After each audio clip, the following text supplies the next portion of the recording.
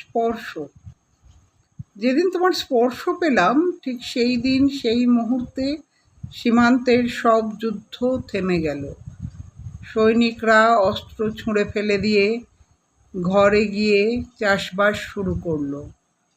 ঘর সংসার, সন্তান প্রতিপালন এবং কাঁটা তারগুলো কারা যেন উপড়ে নিয়ে গিয়ে ঘরের জানলায় নেট হিসেবে ব্যবহার করতে শুরু করে দিল।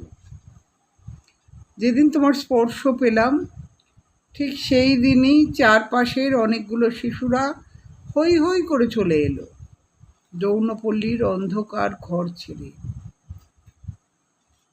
সেখানকার দালালরা রেড়ে করে তেড়ে আসছিল খুদেগুলোকে নিয়ে গিয়ে আটকে ফেলার জন্য।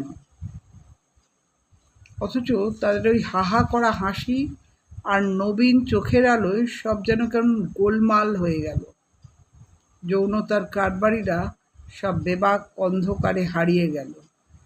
যেদিন তোমার স্পর্শ পেলাম ঠিক সেই দিনই এক আকাশ আলোয় ভরে উঠল বস্তির অন্ধকার ঘরগুলো।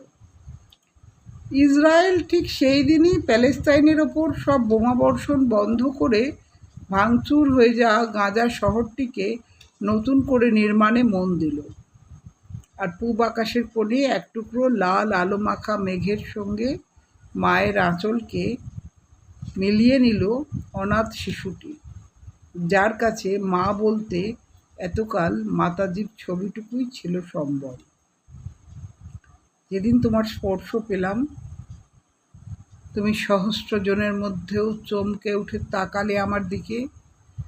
ঠিক সেই দিনই পাহাড় চূড়ায় ঘণ্টার ধ্বনির মধ্যে দিয়ে তোমার হাত ধরে পথ চলা শুরু হলো দুর্নীতির বিরুদ্ধে এক সুন্দর সমাজ নির্মাণের স্বপ্নে।